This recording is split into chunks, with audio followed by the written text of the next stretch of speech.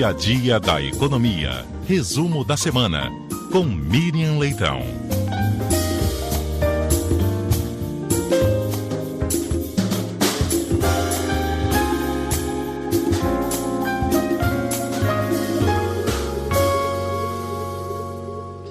Então, Miriam.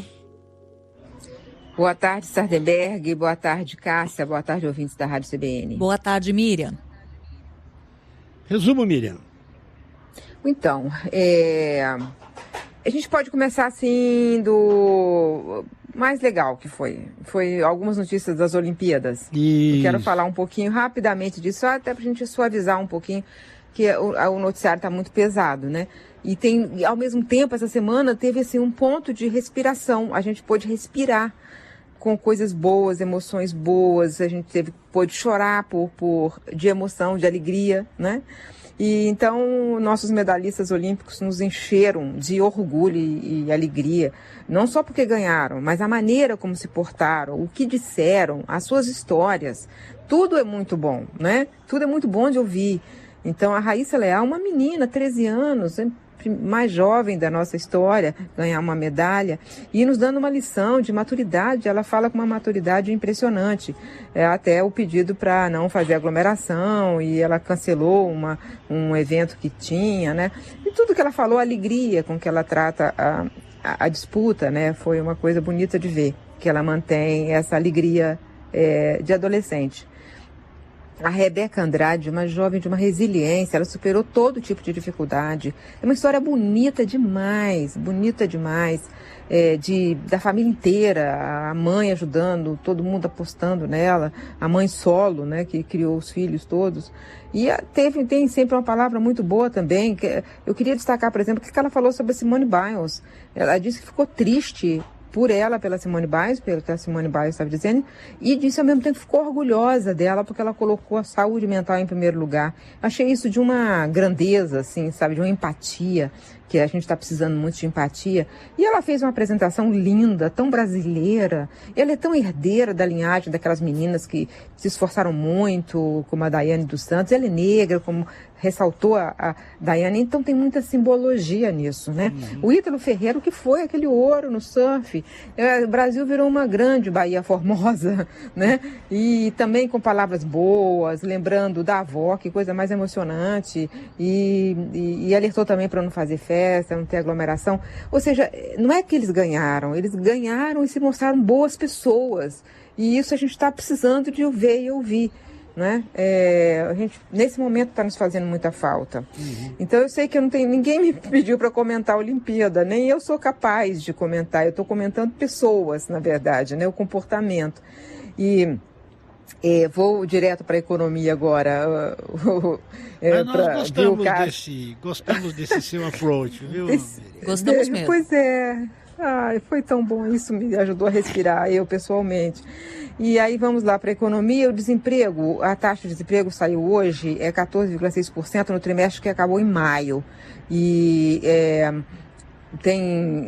ela ficou estável, na verdade. Esse ano está estável, nessa altura aí de 14,8 milhões de pessoas desempregadas pelo dado do IBGE. O CAGED continua contando uma história bonita de criação de emprego, mas está cada vez mais difícil conciliar essas duas fontes de informação, e até os nossos técnicos precisam nos explicar melhor tudo isso. E o próprio governo, o próprio Ministério da Economia, né? Porque ele faz muito estardalhaço com um número e ignora o outro. Então, fica, né? Medem coisas diferentes e sempre foram diferentes os números. Mas é que dessa vez está diferente demais o tempo todo. A reforma tributária andou mais um pouquinho, porque o relator, deputado Celso Sabino, fez novas mudanças, tirou as optantes do Simples, da taxação de lucros e dividendos, e tirou aquela referência ao Programa de Alimentação do Trabalhador, o PAT, que estava colocando, né, muito trabalhador preocupado com isso, com o risco de não ter um programa de alimentação.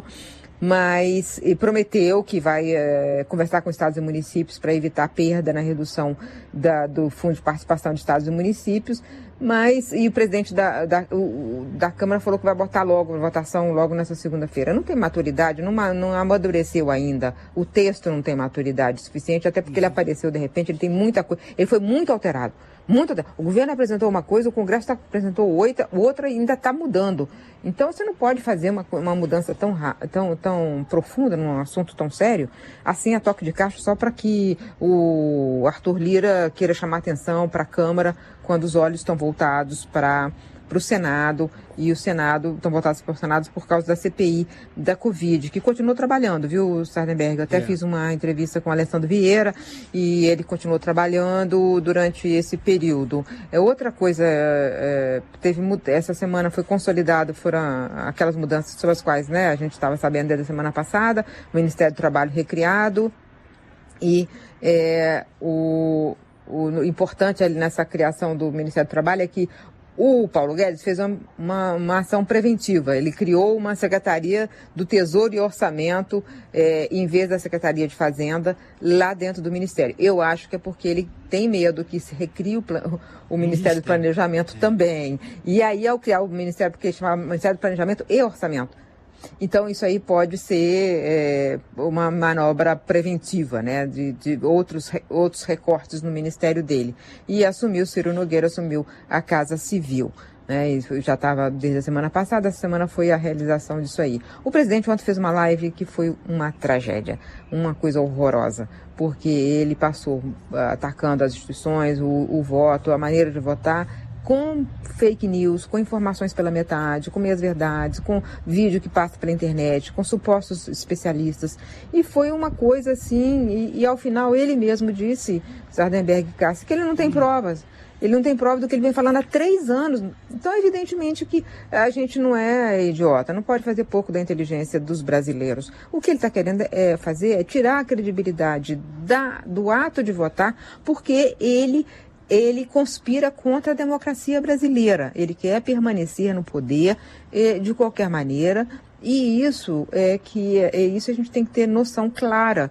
O presidente, ele desde o primeiro momento, ele nunca tinha tido antes uma defesa da democracia, ele ganhou democraticamente, mas ele governa o tempo todo solapando as bases da democracia.